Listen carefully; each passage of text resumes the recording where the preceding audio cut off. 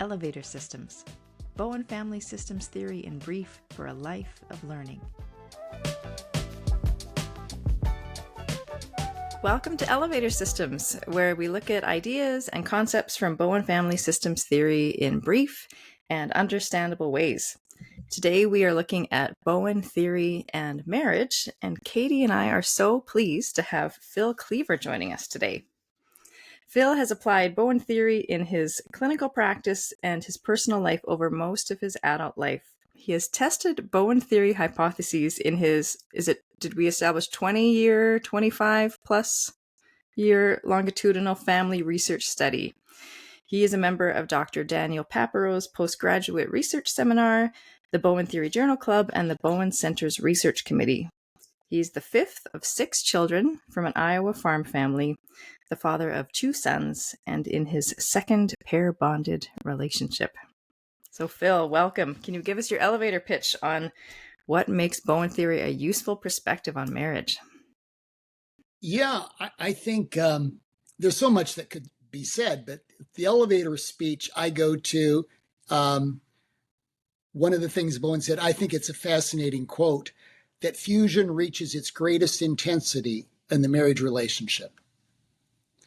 And of course, fusion being the blending of self with the other, the losing self, giving self to the other, becoming one, thinking alike, wanting to do things the same, depending on each other, that tendency and the sensitivities to all that togetherness that at times can be so wonderful. And of course, at times it can be pretty dark, but that's,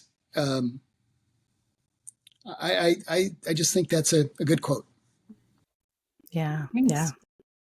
Katie, your turn.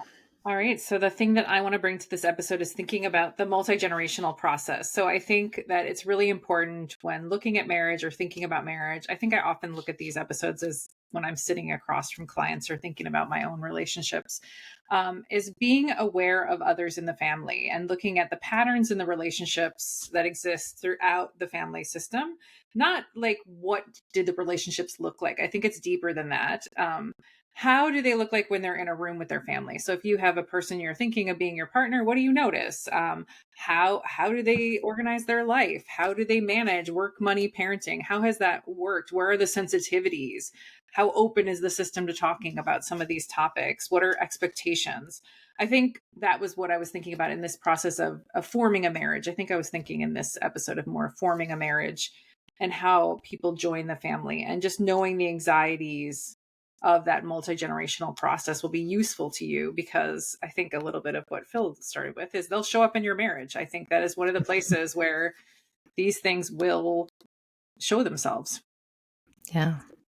Well, I think my pitch brings both of those together. I started with a silly example. In the TV show The Office, Michael Scott gives a speech at his employee Phyllis's wedding, where he begins, Webster's Dictionary defines wedding as the fusing of 2 metals with a hot torch. Because, of course, Michael Scott can't even find things right in the dictionary. But my take was, I think Bowen theory might define marriage as 2 people coming together out of different family systems with different ideas of how much and in which ways they fuse.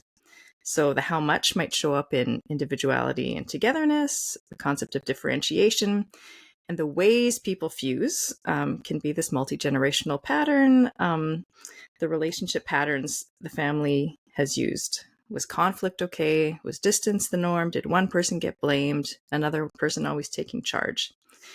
And all of these things can be more or less useful in keeping a marriage going. But I think it's that these different families, these 2 people coming together. For quotes today, I'll start with Dr. Ron Richardson in The Family Ties That Bind. No 2 people can have an intense, intimate relationship without discovering significant differences between them. This is normal. It's how we deal with these differences that creates problems. When differences emerge, most of us try to make our partners more like us. When we find out that it's not going to be like that, we become anxious. The normal pattern then is to think the cause of our anxiety is the behavior of the other person. From the Murray Bowen Archives Project, a letter from 1962, To work at finding a solution means arousing all the old conflicts, anxieties, and turmoil that caused them to seek the distance in the first place. And finally, from Dr. Jenny Brown in Growing Yourself Up, the central challenge in staying mature in a marriage is to find the balance between being a separate person and being a connected person. So yeah, what do we notice in all these pitches? What's similar? What's different? Sometimes I think it's amazing that two people are able to make this work. When you hear it, some of these things that two different systems joining together, people, the things that they're up against, but we keep doing it. Yeah. One of the things I was thinking was I was talking about the fusion, which focused on the two, and the two of you brought in a broader picture, which is really when a couple starts to see that, or an individual starts to see that, it really offers the counterbalance to fusion, and that's the ability to think, to see more broadly, and not just be driven by automatic patterns that are how it's supposed to be. Bowen theory, that's one of the unique things in its perspective of marriage, is putting it in a broader context. It isn't just about the couple. And that's why it's so wise that each of you brought that in. Yeah. I think part of right before I was preparing for this episode, I had a book club. I love book clubs because it gets you with a different group of people and thinking about, we were reading a book about family and thinking about marriage together. And I was saying a little bit, I think I'm always a bit of a novelty as the token family therapist in the group. And just, this idea of, I said, I have a colleague who always says you should get as quickly as you can to the person you're dating's family of origin and just see what that's like. And, the women sitting around this table were like, I've never heard that. But, this ability to understand so much about my partner now that I know and interact with his family. One of them had just come back on vacation and was with her in-laws and thought, oh my goodness, this is the why, right? This is the better understanding of this guy. And, she didn't say these words, but she was kind of talking about how it loosened her up a little bit. She got less critical of his functioning, at that moment, because she was like, this is how his mother, this is how his mother comes towards him. Yeah. Mm-hmm. Yeah. Yeah. My example takes me back to 1998 when I first met who would later become my in-laws. And I remember getting to their house and they were sitting in their chairs by their window with magazines and a cup of coffee, just like leisurely reading. And I would like, my brain was like, what is happening? This is so self-indulgent. Like, it was like, I didn't understand. And what's hilarious is that my mother-in-law came to visit last fall, and she had got some letters back from her friends in Holland, because my husband was born in Holland. And she said she wrote a letter that same weekend saying, Dixie is a lovely girl, but she doesn't know how to relax. Because, of course, I brought my textbooks to study. I was in university. And so just the different ways that our family, and I still work to find my balance of work and rest, like 25 years into into a marriage relationship. Yeah, I'm a slow learner, but yeah. Yeah, you mentioned examples. I was thinking couple. I could pick lots of different couples, but this one is more top of mind right now for some reason. A young couple just past the first year of marriage, in their early 30s. She wants to have a child, and he is afraid. Yeah, he wants a child, but not now. She comes from a family of a lot of togetherness, hanging out together, being together, talking. He comes from a family of some togetherness. We like to be together, but we like to do our own thing. We kind of go our own way and do our thing.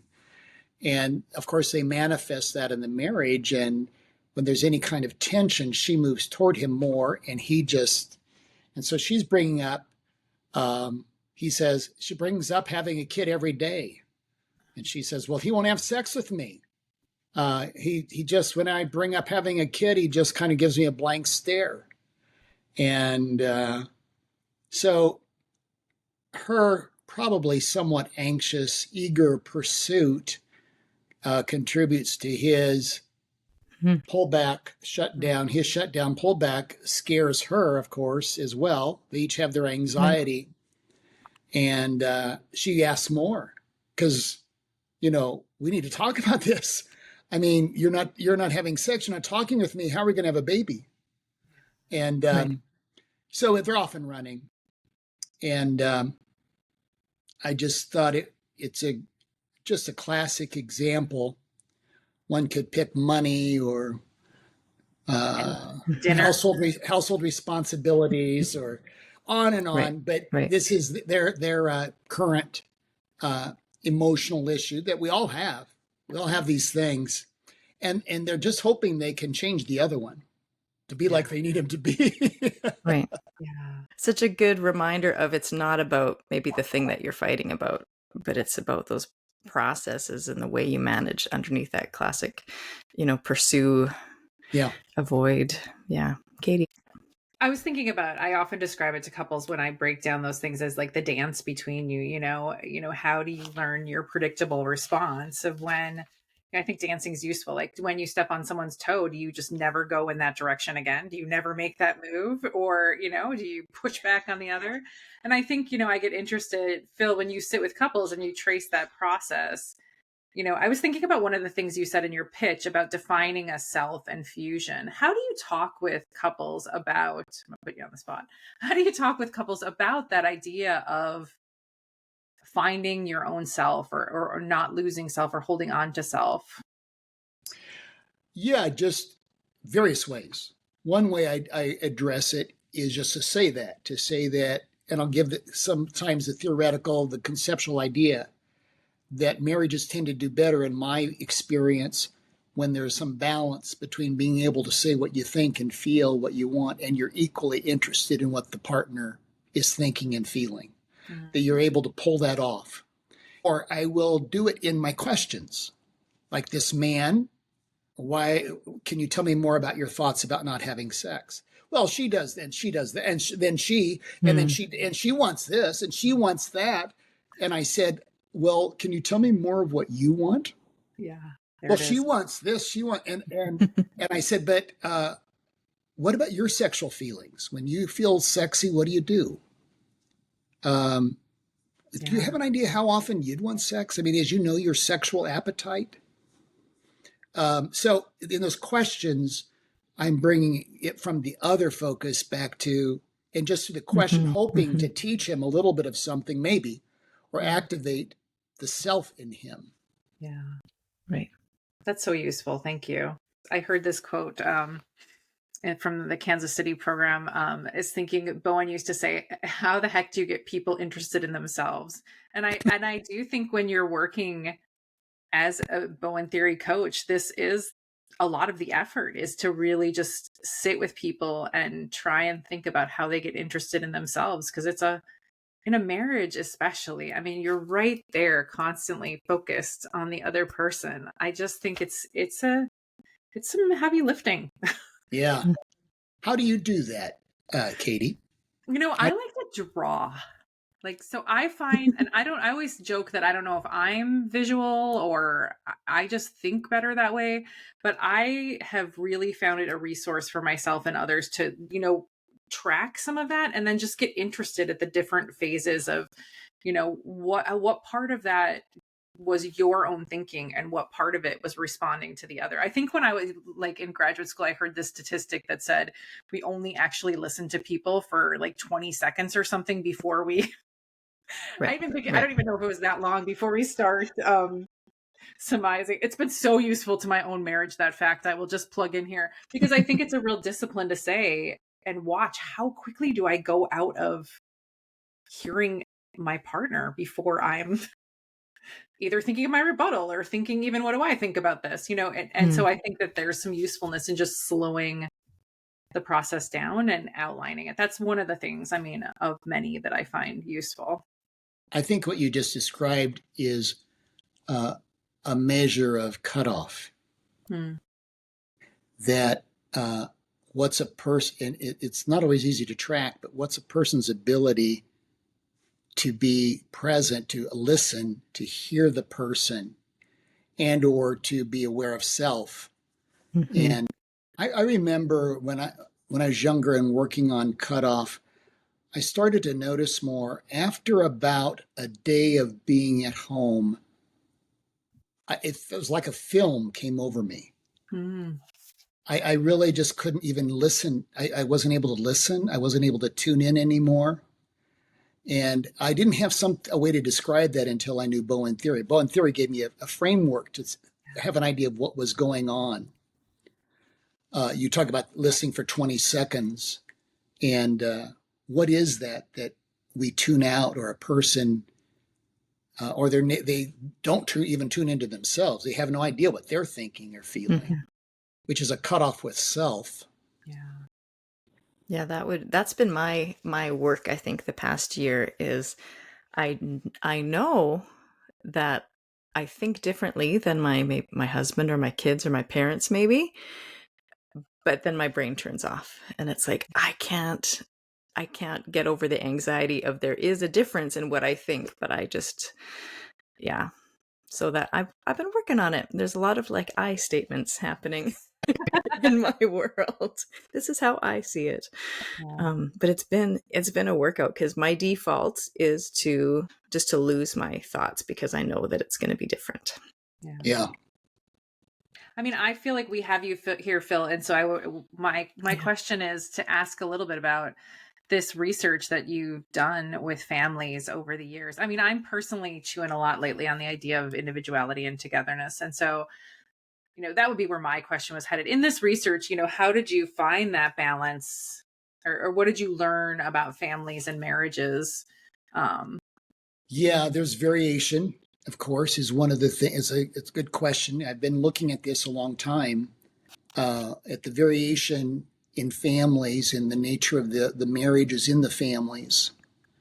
And there are various things that seem to be related to more marital stability, or what I'm measuring in particular is the openness and managing conflict effectively.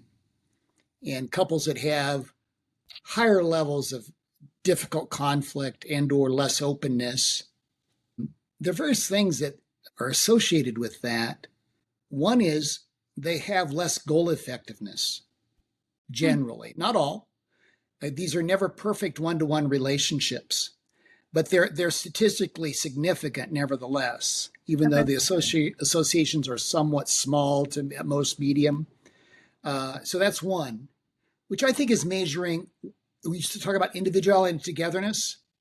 I think to pursue a goal, and both parties are able to pursue a goal, reflects room for individuality. And of course, there's always the other side, that one can be irresponsibly pursuing oneself, and or doing it at the expense of the spouse. That's always possible.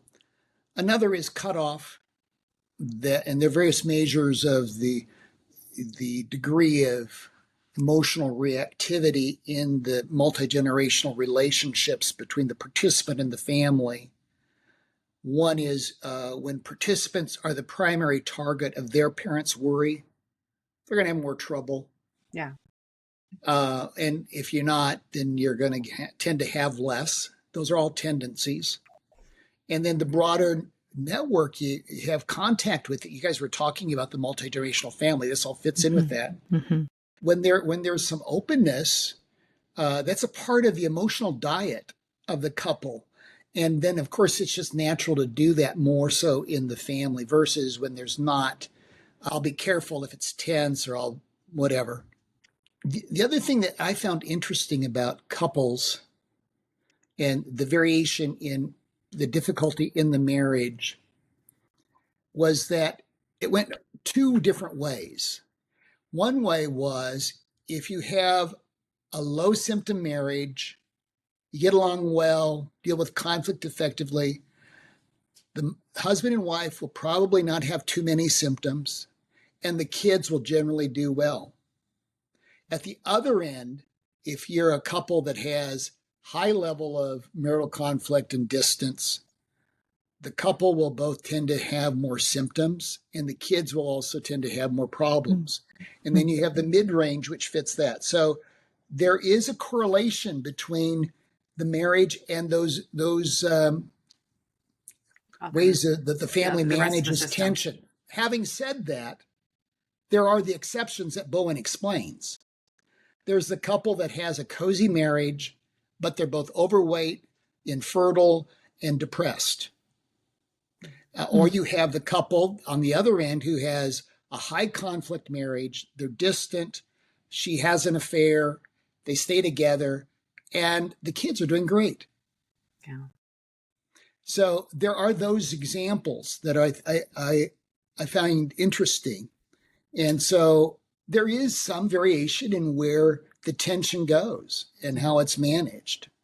Bowen seems to start, he begins his description of the family system, the nuclear family system, with the couple, that it's about how the couple is managing their immaturity or their tension. And then it plays out in these different ways. And so he puts a lot of the beginning responsibility to the couple.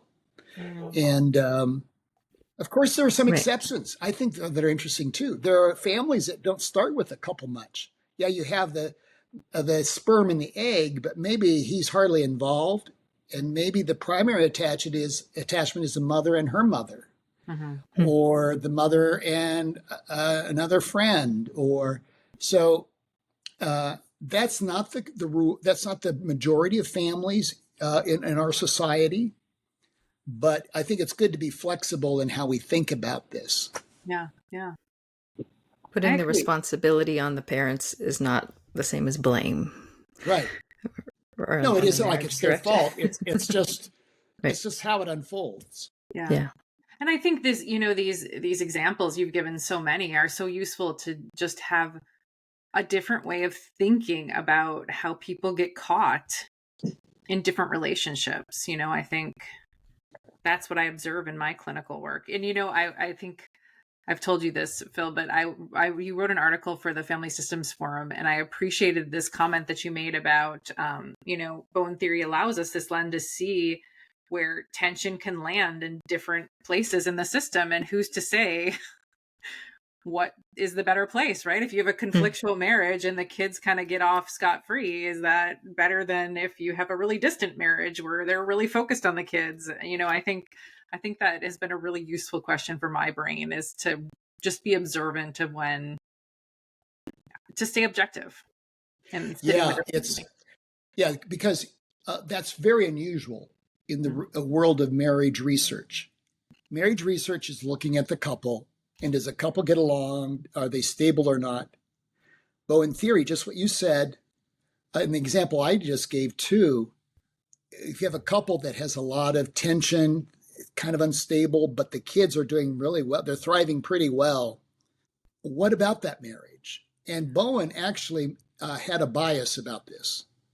He thought it was good to keep the tension off the backs of the kids, and to have the parents take that on more and not put it on to the kids, although we do anyway. But had a few episodes on that one this season. Yeah, I really appreciate that is thinking, and how do you even just think about that with a couple? I would say that's me observing Bowen always focusing on that multi-generational. How do we pin the chronic anxiety to not keep going down to the next generation? Yeah. Although maybe it protects you.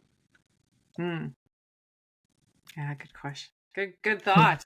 Good thought. I was thinking about, my observation when sitting with couples is I see the same kind of things show up regardless of gender identification or, heterosexual, homosexual couples. I think that this stuff is pretty universal to the way humans are showing up in relationship. And I think that's one of the things I also appreciate in thinking about relationships through the lens of Bowen theory. Yeah, that the emotional process would apply to same-sex couples as well as heterosexual couples. Yeah. I just read a research study that said that actually same-sex couples are more likely to share health habits than even heterosexual couples. Oh, interesting. And, I don't know what that means exactly, but my guess is maybe there are some differences. I think that the differences probably might be more related to what you're saying, Katie and Dixie, the multi-generational process than being the same sex. Although I wouldn't rule that out. Yeah. That there may be something about being the same gender that influences the process.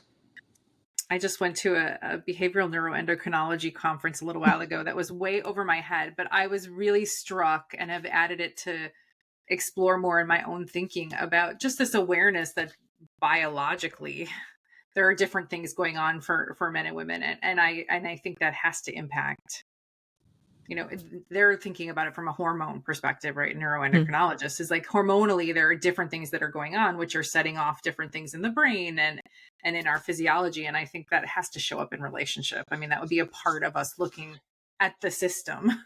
Yeah, Peg Donnelly's research Yes. on this, I think, speaks to that, the evolutionary contribution, the biological contribution, how women, mothers, although you have the multi-generational influence that can alter this somewhat, but mothers orient more to their kids under tension, and the husband orients more to the wife.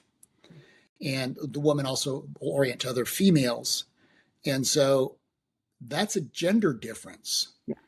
I do believe that multi-generational forces can contribute to that being different or more flexible or less flexible. But yeah, similar to the way I think Bowen theory thinks about sibling position, right? Like, so there are these biological influences, but the influence of the multi-generational process can show up differently. Just like if, an oldest can look kind of like a stereotypical oldest in some families, and then in others, they can show up looking very different based on that multi-generational process. Yeah. My mother was the youngest of 7, and she was the leader of her family. Wow. So that's interesting. That's a good example of the exception to the rule. Right? Yeah. And then I always want to pull in maybe the cultural or societal expectations of the time. I think keeping that your eye on that is context. Yeah. I think all of this with a couple, what helps when one is so engulfed in the feelings in the marriage. I mean, that's all there is. And especially the other person is all there is. And so to bring the lens back to self, but also to broaden it, that's where we started today, but I hear us continue to talk about that. The other components that are influencing what's going on in that moment, whether it's evolution and biology, whether it's culture, whether it's amount of stress, or grandma is dying, or I never was close to my family. All those things make a difference, at least according to Bowen theory. Yeah, in my brain, I think of it as like this framework for all of these pieces that help me to just get a better perspective. And my takeaway idea was, I mean, marriages show up in movies and television all over the place. And if people observe the 4 relationship patterns, conflict, distance, triangles, over, under functioning, what do you notice in marriages? How do those patterns show up in marriages, and how do those patterns keep the marriage going, and when do they become problematic? I don't know. It's just a way to maybe reduce the blame again, or just get a little more neutral about how these things that just grate on us, maybe in our personal life, in our own relationships, we can see it a bit differently. So that was my thought. A good example of that would be the leader and the follower in a marriage. And not that they always do that, but there tend to be some tendencies that way. Right. Sometimes it is pretty rigid, which is another whole nother thing. But that's adaptive, like you're saying. Yeah. And probably that was how my parents were, and it worked really well. In fact, throughout their marriage, I never saw it create a problem for them. Maybe it got put down to us kids, or it probably contributed to my mother becoming overweight, absorbing the tension from being a leader in the marriage. But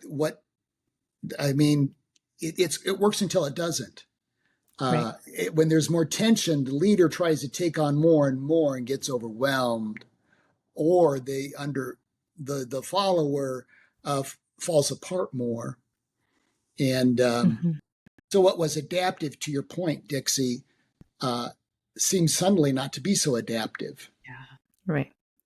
I was in a training with Kathy Kerr a few weeks ago, and in it she said, the differences that attract us become sand under the bathing suit in marriage. I remember just the perfect example. School, I read an article that was called Fatal Attractions. It was a science study that said exactly that, like the thing that attracts us to somebody ends up being the thing that rubs us the wrong way, right? Like, I like this guy. He has so many friends. He's so outgoing, to like, he's never home. He's always out with his friends. And I thought again, these little perspectives, these ideas that are useful to my brain when I'm sitting and thinking with people.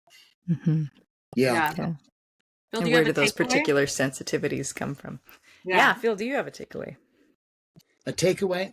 I don't think I do. I think I've already said all that I have to say. I'm trying to think of something else.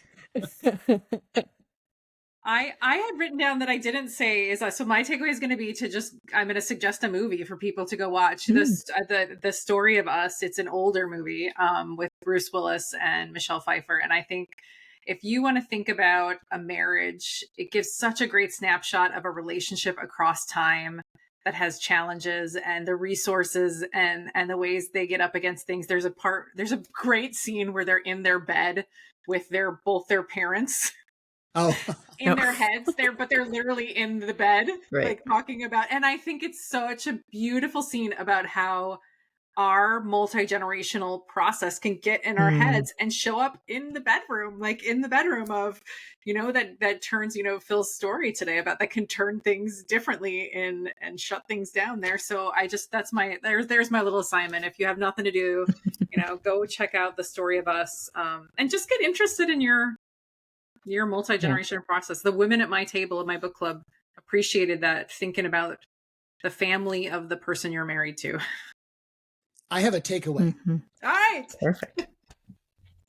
If you're married, appreciate the opportunity to learn about yourself. Nothing can teach you about yourself more than a marriage.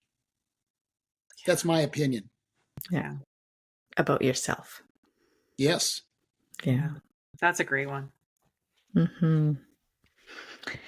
Well, thanks for joining us today, Phil. Yeah. I'm going to put up, I think I have like over a half a page of your publications. So I'm going to put many links up for people if people want to dig into your research. And I hope our listeners have found some useful things to research themselves as you go out into your relationships. This podcast is produced by Living Systems, a nonprofit organization in Vancouver offering counseling and training programs in Bowen family systems theory across Canada.